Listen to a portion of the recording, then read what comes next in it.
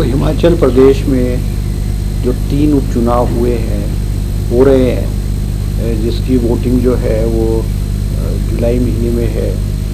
प्रश्न ये है कि ये चुनाव क्यों हो रहे हैं। सबसे बड़ा प्रश्न है कि चुनाव क्यों हो रहे हैं। 3 विधानसभा क्षेत्र की जनता ने अपने प्रतिनिधि को विधानसभा में भेजा और क्या ऐसी परिस्थिति बनी कि 1.25 साल के बाद इनको दोबारा से त्यागपत्र देकर के चुनाव में जाना पड़ रहा है। जब जनता ने 5 साल के लिए इनको विधानसभा में भेजा था और विधानसभा में चाहे सरकार का विरोध करते चाहे सरकार का समर्थन करते, ये एक सबसे बड़ा प्रश्न है। जनता का जो पैसा है, पब्लिक मनी का जो है वो खर्च हो रहा है और करोड़ों रुपए के आधार पे पैसा खर्च किया जाएगा। उसके लिए ये जो चुने हुए प्रतिनिधि पूर्व विधायक हैं वो जिम्मेवार हैं। अब ये सब जानते हैं कि पर्दे के पीछे क्या खेल खेला गया, किस तरह से सरकार को गिराया गया और किस तरह से 6 कांग्रेस के बागी विधायकों ने राज्यसभा में वोट दिया। और राज्यसभा में वोट देने के बाद जब वो जनता की दरबार में उतरे तो जनता ने 6 के 6 बागी विधायक हैं उनको नकारा है और 6 में से 4 सीटें कांग्रेस पार्टी ने जो है जीती है। ये जो आपकी जो बात है, प्रश्न ये है कि मैं देरा की जनता, नालागढ़ की जनता, हमीरपुर की जनता से पूछना चाहता हूँ कि जो ये तीनों प्रत्याशी हैं इनको क्या जरूरत पड़ी, क्योंकि सदन में आना है इन्होंने। सदन में तो पहले आए हुए हैं ये, सदन में दोबारा जनता के दरबार में जाकर के चुनाव लड़ने में क्या मजबूरी है। और जो हम कह रहे हैं कि इन विधायकों द्वारा जो है बहुत बड़ी सौदेबाजी की गई है, पर्दे के पीछे में बहुत बड़ा खेल हुआ है, ये चीज साबित होती है। अगर इन्होंने सरकार का विरोध ही करना है तो सरकार का विरोध तो निर्दलीय रूप में भी कर सकते थे। और आज तो जो प्रदेश की परिस्थिति है, 65 सदस्यों के विधानसभा में आज कांग्रेस के पास जो है वो 38 विधायक हैं। और अगर जनता, इन 3 चुनाव क्षेत्र की जनता इनको भाजपा के प्रत्याशी के रूप में भेजेगी तो मुझे नहीं लगता ये उस क्षेत्र की जनता की ये सेवा, उस क्षेत्र जनता की आवाज और सरकार के साथ विपक्ष में बैठ करके ये तालमेल बैठा करके उस क्षेत्रों को आगे बढ़ा सकेंगे। ये एक बहुत बड़ा प्रश्न है।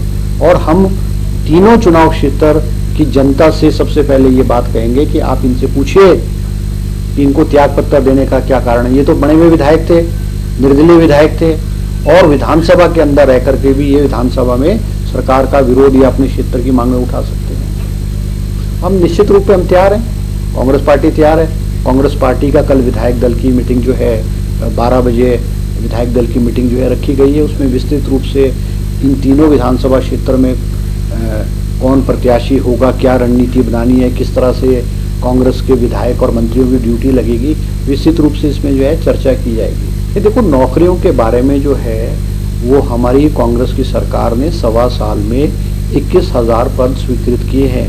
ये बात आपकी ठीक है कि जो भर्ती की प्रक्रिया है वो थोड़ी स्लो डाउन रही है। उसका सबसे बड़ा कारण ये रहा है कि क्लास 3 और क्लास 4 की भर्तियां, क्योंकि सबऑर्डिनेट सर्विस बोर्ड भ्रष्टाचार का अड्डा था, पेपर वहाँ पे बिका करते थे।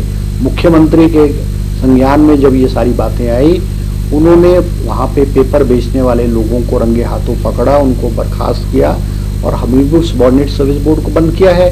उस सारी इंक्वायरी में लगभग 6 महीने लगे हैं। अब दोबारा से हमीरपुर चयन बोर्ड जो है वो स्थापित किया गया है और उन्होंने अभी शेड्यूल निकाल दिया है। जो इंटरव्यूज का शेड्यूल है, आज के न्यूज़पेपर में भी वो शेड्यूल निकाला है। हमें उम्मीद है भर्ती में जो है वो तेजी आएगी।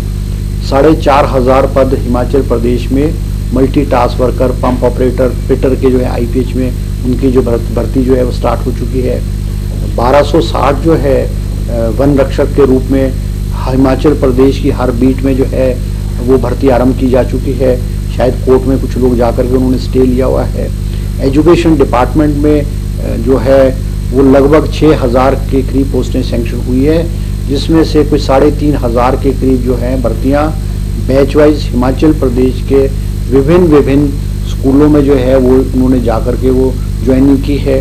1200 के करीब जो है 1260 जो है वो पुलिस कांस्टेबल्स की भर्ती जो है पोस्ट सैंक्शन कर दी गई है और पुलिस कांस्टेबल की भर्ती जो है आचार संहिता लगने की वजह से रुक गई है, जिसकी अभी शुरुआत की जा रही है।